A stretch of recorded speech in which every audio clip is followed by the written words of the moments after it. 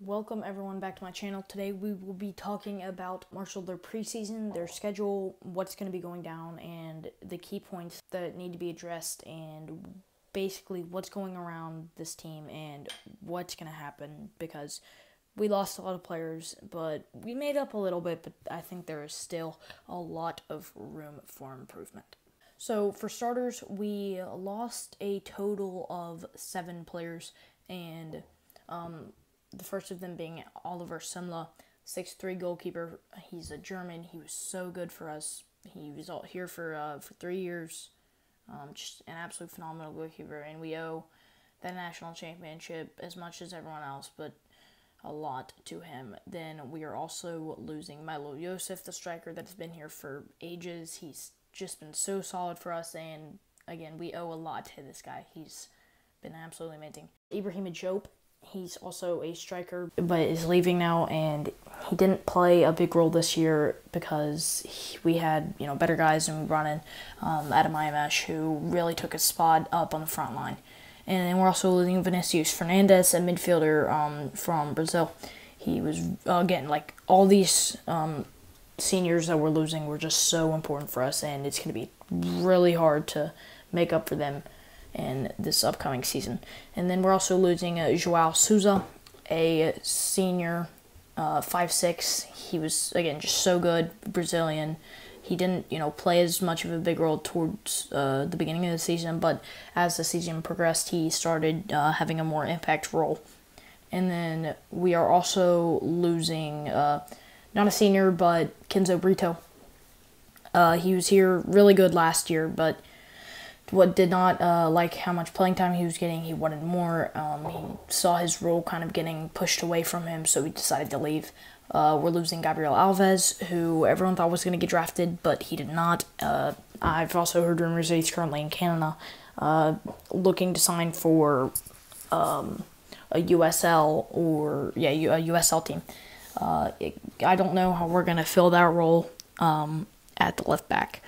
And then Matthew Bell, he's staying. He was going to leave. He was going to get the Generation Adidas contract, but did decide to stay, which is great news for us because he was such an impact player for us last year and should help us drastically in the upcoming season.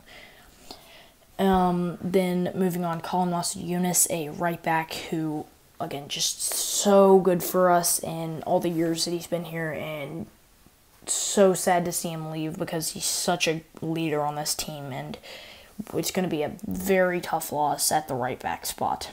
So that's why, the preseason is such a help, because we're going to, give new players a shot and see what they can provide us in the upcoming season, and see if they're, what we've actually been wanting this whole time. So the next point I want to talk about is the goalkeeper situation, because we lost Oliver Semla, like I said. So the only other 2 keepers we had on the roster was Aiden Mills. He's going into his sophomore year. He's from Hagerstown, and we only saw him a little bit. He allowed in a tough goal, but it's okay. He's young. He could have a chance to get some playing time, but it's up in the air right now. No one really knows. And then the other goalkeeper who's been here for a while, Gabe Sittler, who is just, he's been here for a long time, and he's been a very solid backup the times that we've seen him. He came in last year for a little bit and did okay, allowed a goal, but I don't think any goalkeeper will save it. It was like top corner and a great shot. So then we also brought in 2 new goalkeepers, Carson Isad, who is a walk-on, and I don't see him getting a lot of playing time, but again, like I said, it's up in the air and no one really knows. And then we also brought in goalkeeper Dan Rose, who was a Schalke U17 player and a Ireland U17 player. I released a video a few days ago about his highlights for the Ireland U17 team, and he is my pick to get the starting role. I think that he is going to get it, and I don't think it's necessarily a bad choice. And then the next point is the hold on, let me find it. Matthew Belstang. I mentioned it a second ago. He was going to get the Generation Adidas contract, and usually the Generation Adidas contracts get drafted pretty high, but he did not get it, and he came back. He went to the combine and everything, but posted on his Instagram, running it back for year 2 or whatever. Last year, he was very, very good, very top class at the beginning of last year, but started to drop down towards the end, which is not good. And hopefully, he can regain the kind of the spirit and the motive that he had at the beginning of the season. And then the next thing I want to talk about is it is still time for signings. Still time. They can still make a lot, still improve the holes that they still have, the little crevices, because they've only brought in a midfielder named Theo Godard, Frenchman. He out of the clips that I've seen from him, he is pretty good and will probably slide into a midfielder role. And then Dan Rose, like I said earlier, the goalkeeper. Then Brian Amaro, a center back who was on the Brazilian youth Red Bulls team, who looks to be pretty good.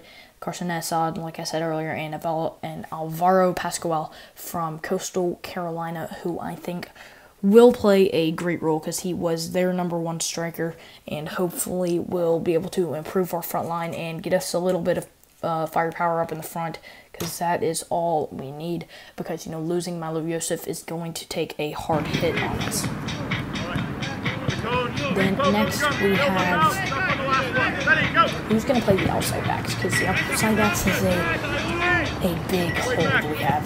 Currently, the depth that we have in that spot, we saw Ryan Holmes play a little bit of the outside back, and especially against Wright State, and he was pretty solid and did okay. And then we have who can play an outside back role. Who else? Ethan Prescott, who was a redshirt last year, but I think he was very talented out of our saw in preseason last year. I'll talk more about the preseason last year, but he was very solid. There were Morris Duggan, who I think has the pace to play on the outside, but we'll see. I think he's really going to seem like he's big, tall, physical, and really gets the job done. And then also looking at it, that he could put. I feel like Mohamed Saidu could play out there. From you move Bamford to the center back, it maybe would work. I've not seen a lot of him. Then also Adam Lubell, who has been here for quite a while. It's kind of unsure if he's transferring or not, because he is not happy with his playing time. At least that's what I'm hearing. So we'll see if he does leave or not. But it's, again, everything is up in the air. It's the off season of college soccer. Everything is up in the air. So then, moving on, keeping up the pace, we go to what we did last year in the College Spring League.